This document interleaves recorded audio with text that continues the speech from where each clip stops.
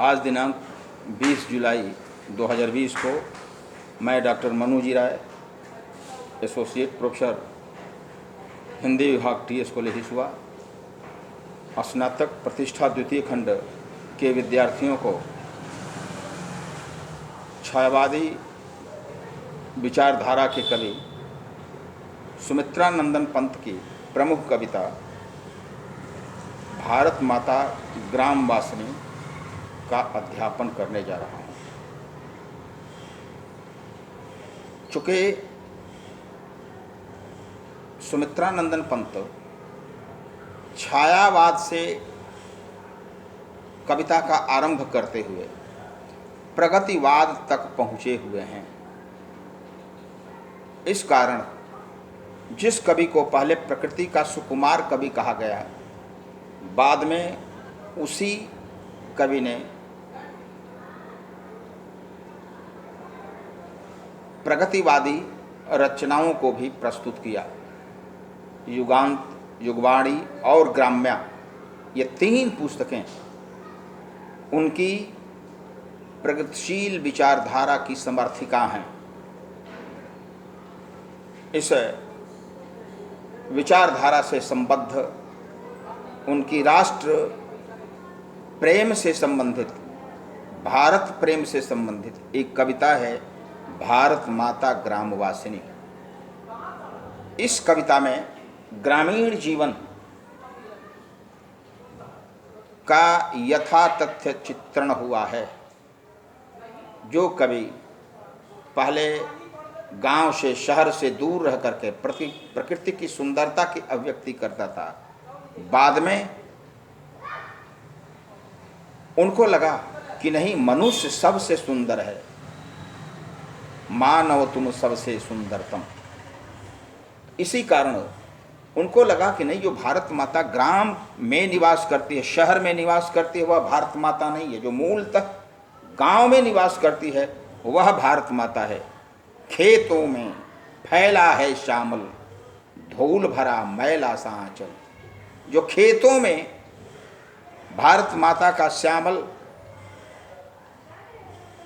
फैला हुआ है, सस्य श्यामलम मातरम हमारी भारत माता है, वह धूल भरा मैला सा आंचल, वह धूल से युक्त हमारी भारत माता का आंचल है।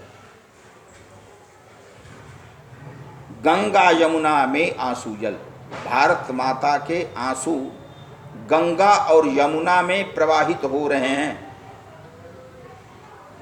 मिट्टी की प्रतिमा उदासीनी, यह मिट्टी की प्रतिमा है। भारत माता मिट्टी की है और यह गांव में उदासीनी बनी हुई है। शहरों में सुंदरता है, प्रफुल्लता है, लेकिन गांवों में उदासी है।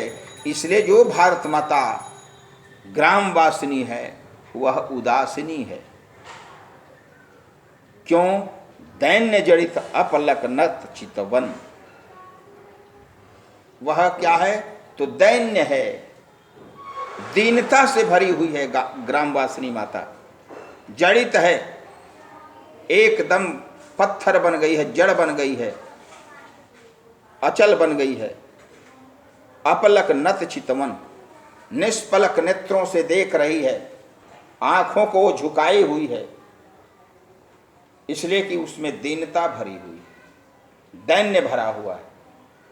अधरों में चिर नीर अवरोधन, उसके होठों में प्रारंभ में अधर शब्द का प्रयोग होता था निचले होष्ठ से, ऊपर वाले को ओष्ठ कहा जाता था, लेकिन बाद में अधरों का प्रयोग दोनों के लिए होने लगा और ओष्ठ का या होठ का भी प्रयोग दोनों के लिए होने लगा।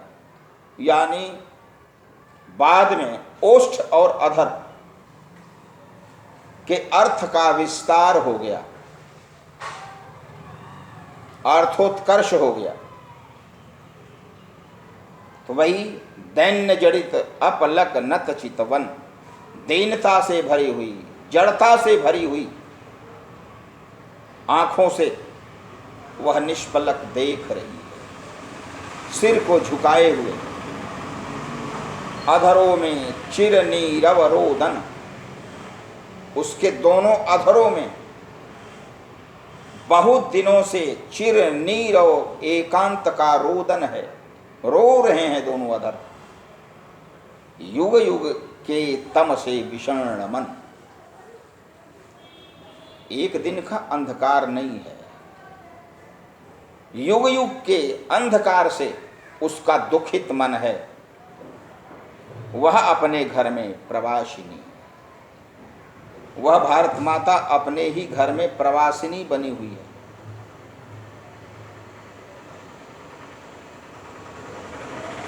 तीस कोटि संतान नग्न तन,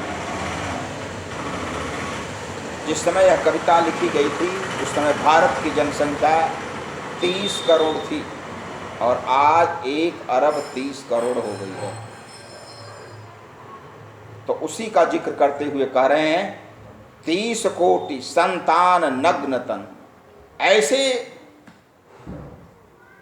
बच्चे हैं भारत माता के जो नंगे घूम रहे हैं, उनके पास वस्त्र तक नहीं है। ये भारत माता के ही बच्चे हैं जो गांवों में दिखाई पड़ते हैं, अर्ध क्षुधित, आधे भूखे हैं, शोषित हैं, निरस्त्र हैं, उनके पास कोई सहारा नहीं है, निःअस्त्र, किसी प्रकार का विरोध नहीं कर सकते, मूढ़ हैं, मूर्ख हैं, असभ्य हैं, सभ्यता से दूर हैं, अशिक्षित हैं, निर्धन हैं। ये हमारी भारत माता की संतान है। अर्ध क्षोधित, शोषण किए गए, निहत्थे, मूर्ख, असभ्य, अशिक्षित और निर्धन, नतमस्तक, जिनका मत्था झुका हुआ है, सिर को झुकाए हुए हैं, तरुतल निवासिनी, वृक्षों के नीचे रहने वाली हमारी भारत माता है। स्वर्ण सस्य पर पदतल लुंठित, स्वर्ण सस्य पर, सोने के समान फसलों पर, पदतल लुंठित, पैर के निशान बने हुए हैं। धरती सा सहिष्णु मन कुंठित, धरती के समान सहिष्णु स्वभाव है, मन कुंठा से भरा हुआ है। क्रंदन कंपित, रोती हुई, कांपती हुई, उसके होठ मौन हैं, अस्मित हैं, चुप हैं। राहुग्रस्त, राहु ने ग्रास कर लिया है भारत माता का। शरदिंदुहासिनी, शरद की, चंद्रमा की हास है। शरद का चंद्रमा जिस प्रकार से हंसता है, उसी प्रकार की हंसी हमारी भारत माता की। चिंतित भ्रकुटी, चिंता से भरी हुई, भावों से युक्त, क्षितिज तिमिरांकित, और उसका जो क्षितिज है वह अंधकार से भरा हुआ है। गांवों में प्रकाश नहीं होता।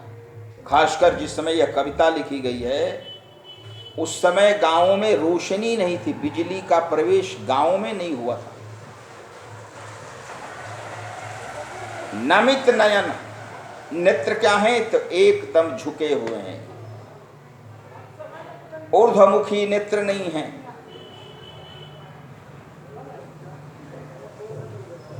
सामने देखने वाले नेत्र नहीं है। जितने नेत्र हैं धरती माता के सब झुके हुए नेत्र हैं।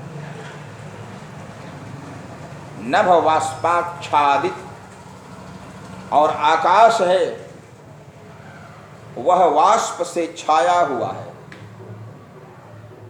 आनन श्री, आनन का अर्थ होता है चेहरा।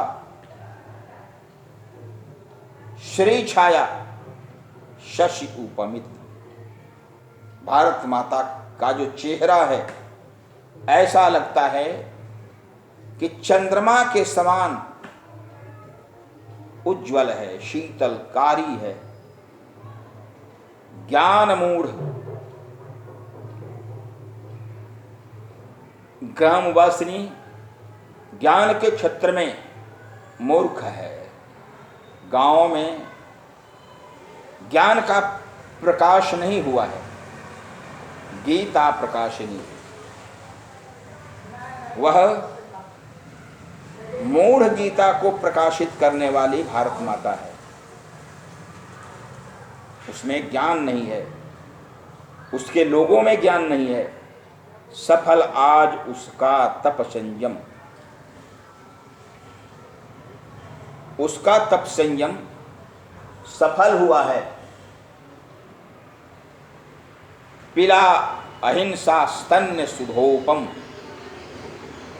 और भारत माता ग्रामवासिनी ने अस्तन्य सुधोपम, स्तन का दूध जो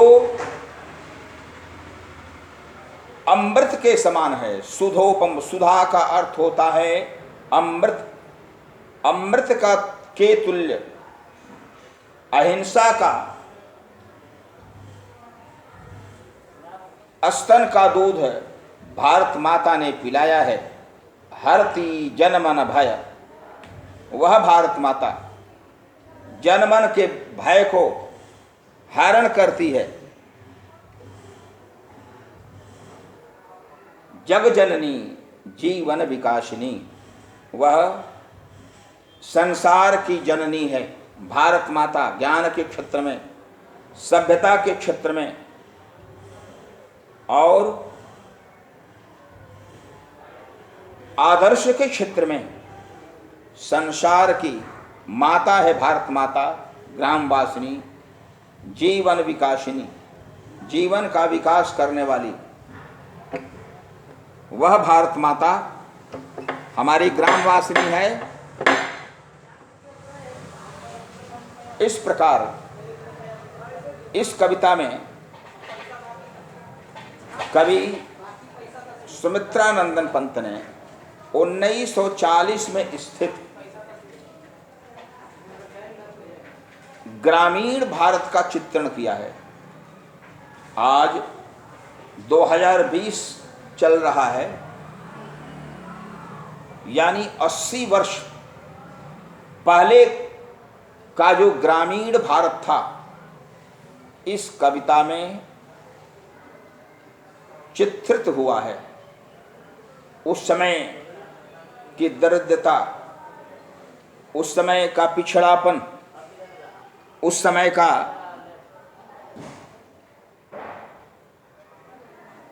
नैराश्य इस कविता में दिखाया गया है।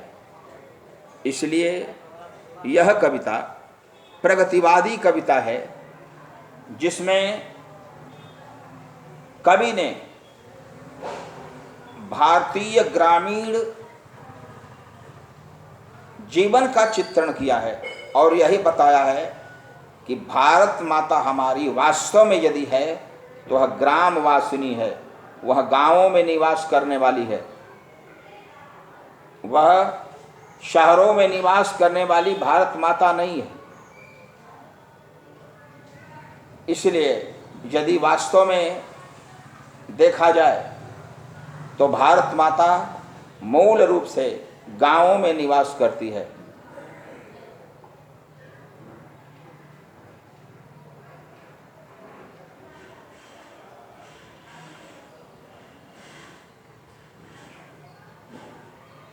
इस प्रकार इस कविता में कवि ने भारत माता के माध्यम से अपनी राष्ट्रीयता की भी अभिव्यक्ति की है।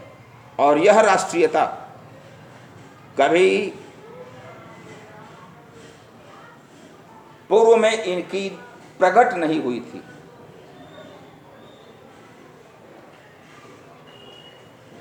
ध्यातव्य है कि जिस समय इन्होंने कविता लिखी प्रकृति चित्रण की।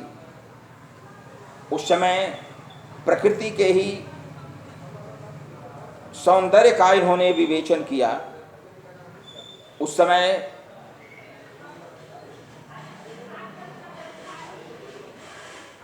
भारतीय संस्कृति, भारतीय सभ्यता इत्यादि का इन्होंने उल्लेख नहीं किया। इस कारण यदि देखा जाए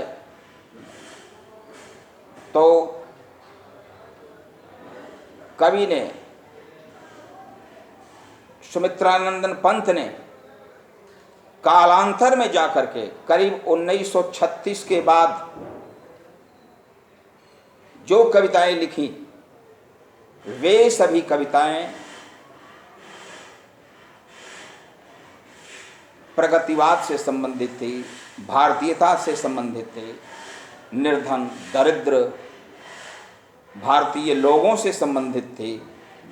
और उसमें उन्होंने यह दिखाने का प्रयास किया है कि वास्तविक भारत है तो वह ग्रामीण क्षेत्र का भारत है, दरिद्रों का भारत है, अभावग्रस्तों का भारत है। अब इस कविता के बाद एक उनकी दूसरी कविता है प्रथम रश्मि। रश्मि का अर्थ होता है किरण, और दिनकर जी ने रश्मि रथी में रश्मि का अर्थ किया है पुण्य, और रश्मि का एक और अर्थ होता है सूर्य की प्रकाश की रेखा। उसको भी रश्मि कहा जाता है। घोड़े के ये सिंह के गर्दन के बाल को भी रश्मि कहा जाता है। तो यहाँ पर प्रथम रश्मि का अर्थ होगा पहली किरण। न तो घोड़े ये सिंह के बाल होंगे, और न यहाँ पर रश्मि का अर्थ पुण्य होगा। यहाँ पर रश्मि का अर्थ होगा किरण, यानी प्रथम किरण। प्रथम रश्मि यानी प्रथम किरण। प्रथम रश्मि का आना रंगीणी तूने कैसे पहचाना।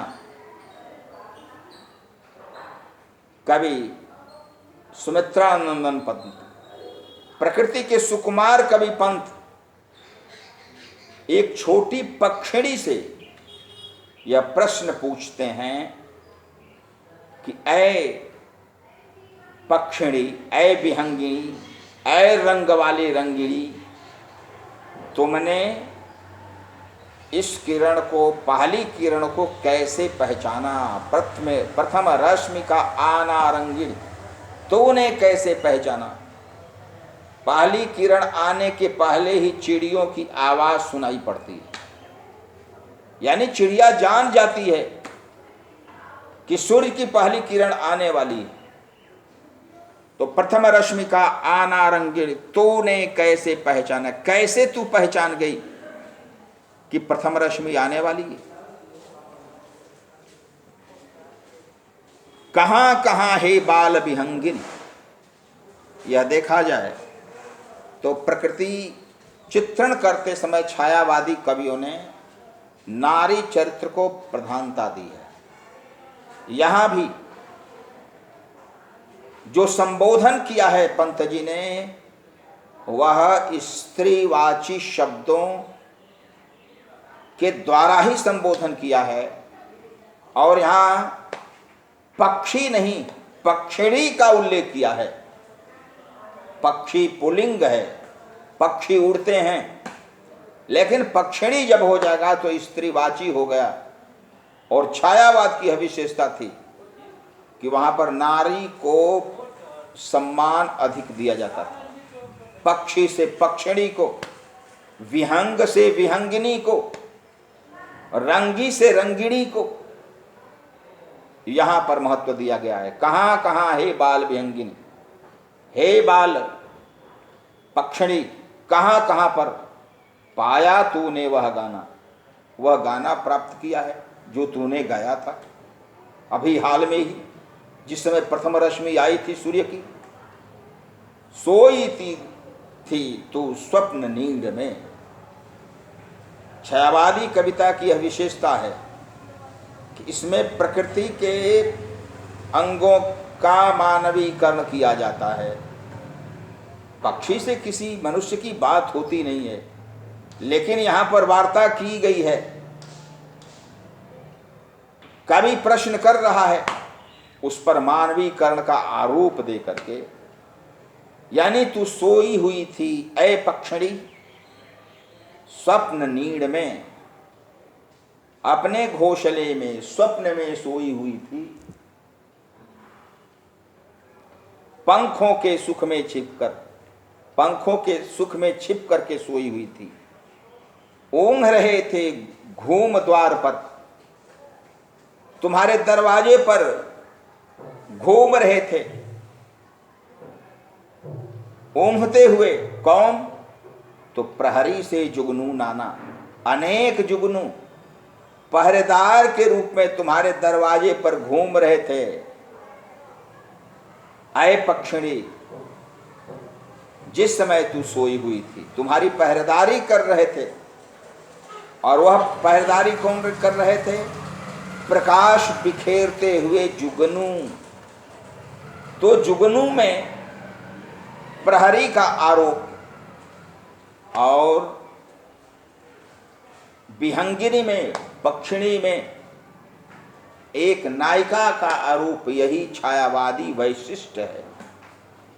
छायावाद की एक और विशेषता थी कि इसमें भाषाई सौंदर्य अधिक था, तत्संप्रधान शब्दों का बाहुल्य, परिनिश्चित और साहित्यिक हिंदी यदि दिखाई पड़ती है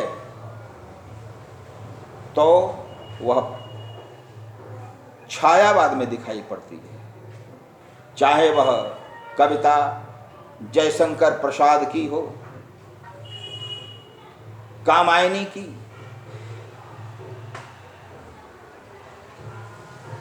सुमित्रानंद पंत की कविता हो, वीणा की, और निराला जी की कविता हो, हर जगह वही वैशिष्ट दिखाई पड़ता है। महादेवी तो आद्योपांत छायावाद में ही रह गईं, उन्होंने प्रगतिवाद को स्वीकार नहीं किया। शशि किरणों से उतर उतर कर भू पर काम रूप नभचर। शशि किरणों माने चंद्रमा की किरणों से धीरे धीरे उतर करके पृथ्वी पर बहुत से काम रूप नभचर, नभचर यानी बादल, आकाश में चलने वाले। नभचर का अर्थ बादल भी हो सकता है, नभचर का अर्थ पक्षी भी हो सकता है, इसलिए कि पक्षी भी आकाश में घूमते हैं। चूम नवल कलियों का मृदुमुख, ये नई नई कलियों का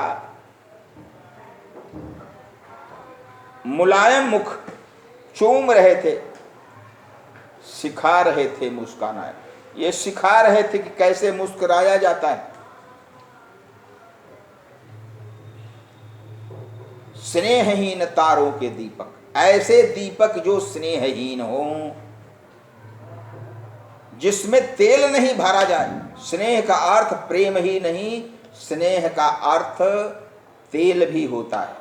पहले दीपक जलता था तेल से, बिजली का बल्ब उस समय नहीं था, बिजली नहीं थी, तो स्नेहहीन तारों के दीपक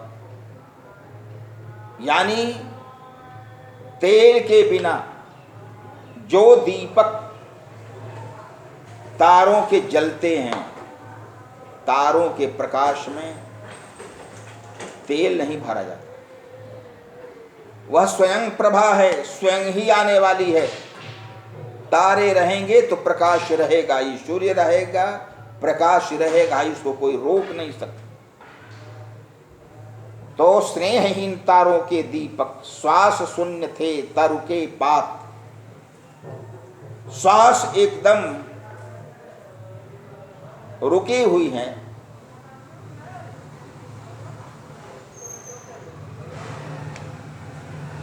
तरु के जो पत्ते हैं, वृक्ष के पत्ते एकदम रुके हुए हैं, सांस भी नहीं ले रहे हैं, एकदम निश्चल हैं।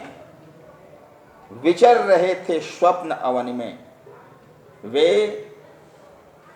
स्वप्न की पृथ्वी पर विचरण कर रहे थे। तमने था मंडप ताना, और अंधकार ने मंडप छा दिया था, यानी अंधकार चारों तरफ व्याप्त था।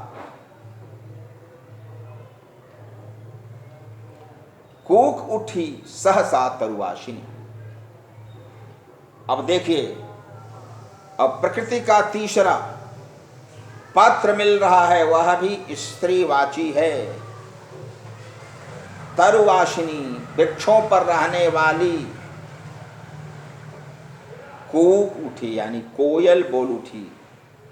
गातु स्वागत का गाना, ऐ तुम स्वागत का गाना गाओ। किसने तुझको अंतर्यामिनी, ऐ अंतर्यामिनी, भीतर की बातें जानने वाली, हृदय की बातें जानने वाली अंतर्यामिनी कहलाती है। बतलाया उसका आना, उसका आना तुझे बताया है। तो यह जो कविता है वह प्रकृति सौंदर्य की कविता है। यहाँ पर जितने भी प्रसंग आए हैं वे प्रकृति से संबद्ध है। यहाँ पर कोई मनुष्य नहीं है, जितने हैं वे प्रकृति के तत्व हैं। लेकिन एक खासियत है कि इसमें भी स्त्री चरित्र, मादा चरित्र का वैशिष्ट ज्यादा दिखाई पड़ता है। जैसे पहला संबोधन, प्रथम रश्मि का आना रंगिणी, रंग वाली ही रंगिणी है। उसके बाद बाल विहंगिनी, बाल पक्षिणी, यानी पक्षी नहीं पक्षिणी, पक्षिणी भी युवती पक्षिणी नहीं, बाल पक्षिणी, बाल विहंगिनी। पाया तूने वह गाना, सोई थी तू स्वप्न नीड़ में। पक्षी भी सोते हैं, लेकिन नहीं, पक्षिणी के बारे में ही कह रहे हैं कि तू स्वप्न के घोंसले में सोई हुई थी, और तुम्हारी पहरेदारी करने वाले जुगनू बाहर घूम रहे थे, प्रहरी बन करके।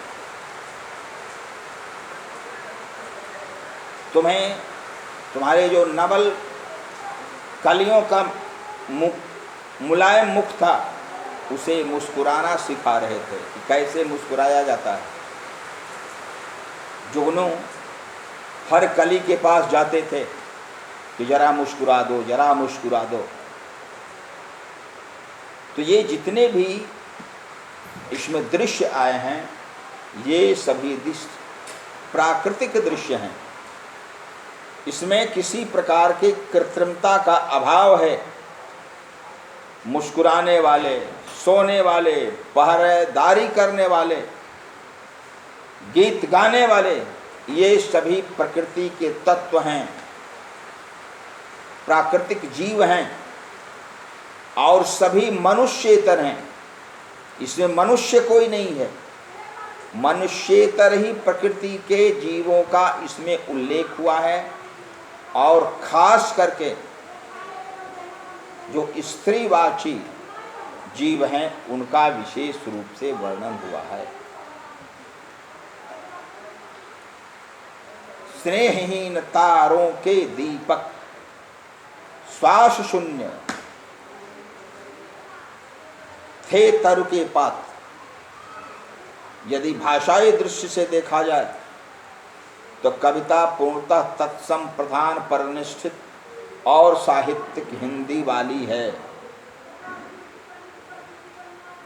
इसमें देशज और विदेशज शब्दों का अभाव है। या तो तत्सम शब्द प्रयुक्त हुए हैं या तद्भव उससे उत्पन्न हुए, लेकिन तत्सम शब्दों का बाहुल्य है। इस कारण इसकी जो भाषा है वह साहित्यिक परिनिष्ठित हिंदी है।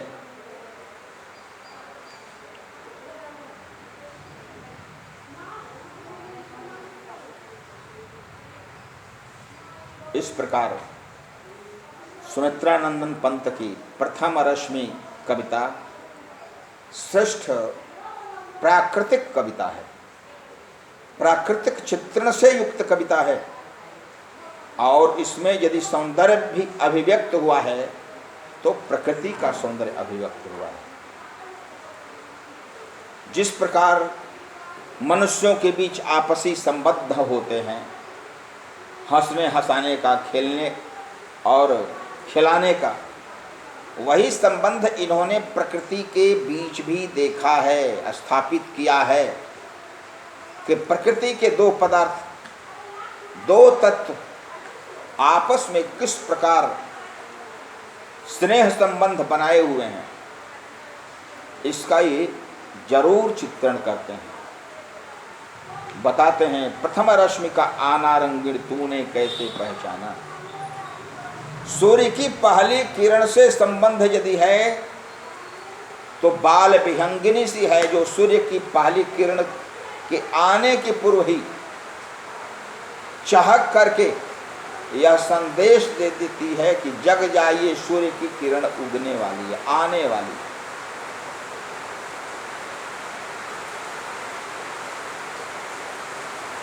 कहाँ कहाँ हे बाल विहंगिनी पाया तूने वह गाना। ऐ बाल विहंगिनी, तुमने कहाँ कहाँ यह गाना पाया है जो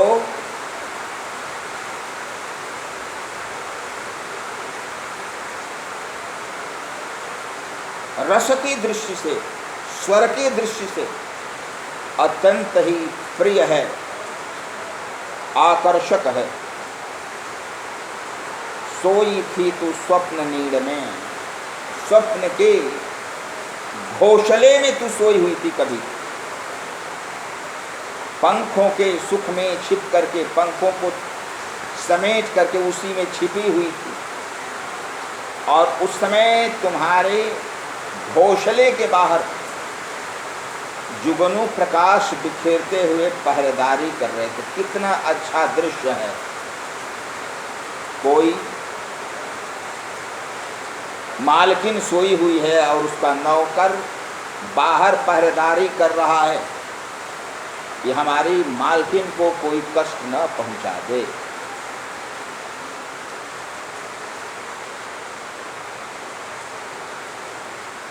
जो चंद्रमा की किरणें निकल रही थी उषः काल में,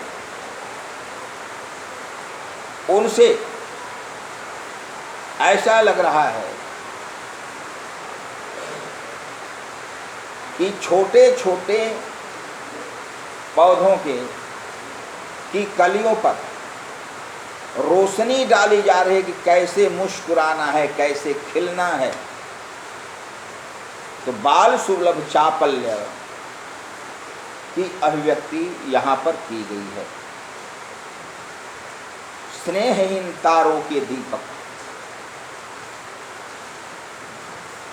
जो बिना तेल के दीपक हैं, जो बिना तेल के ही प्रज्वलित होते हैं, अर्थात तारे, तारे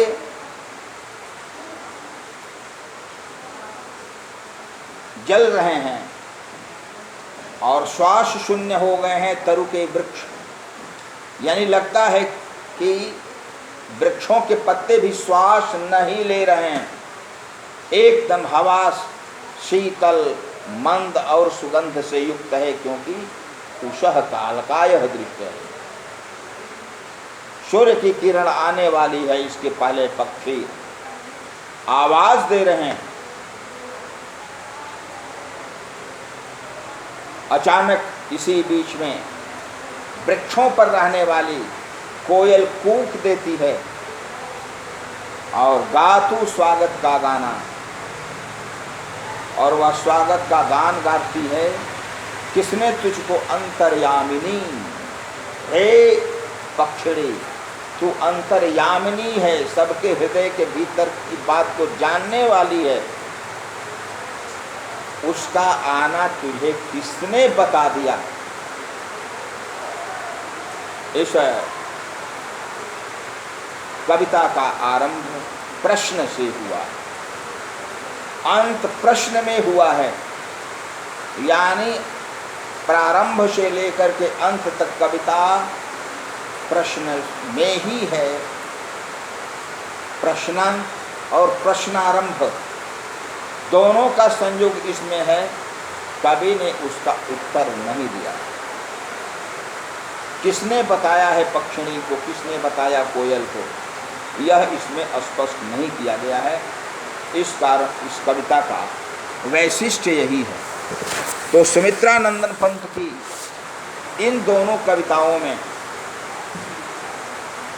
यह स्पष्ट होता है कि हिंदी भाषा पर उनकी अच्छी पकड़ यदि थी तो उसका मूल कारण था कि ये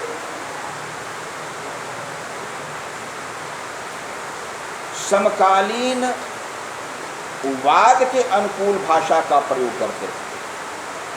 छायावाद की जब रचना होने लगी तो पूर्णतः परिनिष्ठित और साहित्यिक हिंदी का प्रयोग, जिस समय युगांत युगवाणी ग्राम्य का उन्होंने प्रयोग किया तो उसमें सामान्य हिंदी जो तद्भव प्रधान, देशज प्रधान, विदेशज प्रधान शब्दों से उसका प्रयोग किया।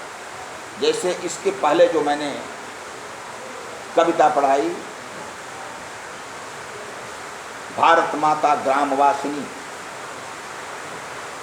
उसमें ऐसी परिनिश्चित हिंदी का प्रयोग नहीं हुआ है जो प्रथम रश्मि में प्रयोग हुआ, इसलिए कि यह छायावाद की कविता है और वह प्रगतिवाद की कविता है, और दोनों में यही अंतर है।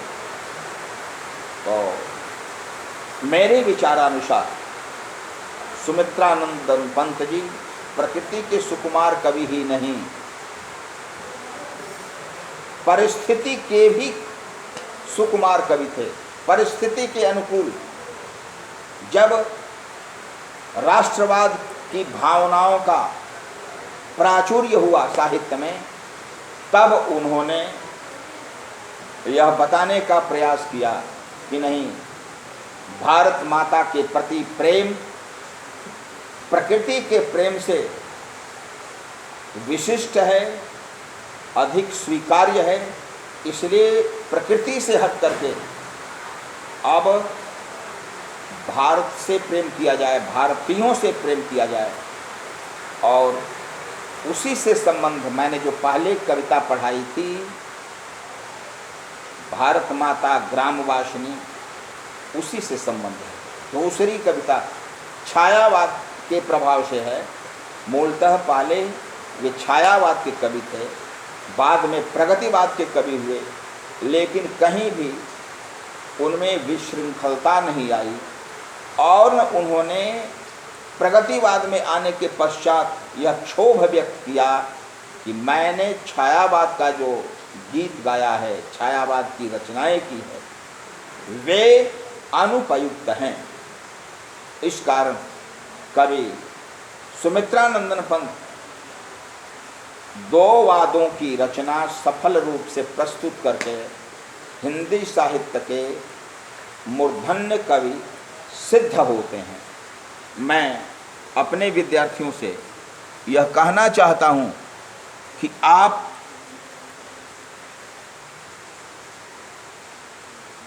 कविताओं का स्वाध्याय पूर्वक आनंद लें, उन्हें पढ़ें। यदि उनके अध्ययन के समय कोई शब्द दुरूह लगे,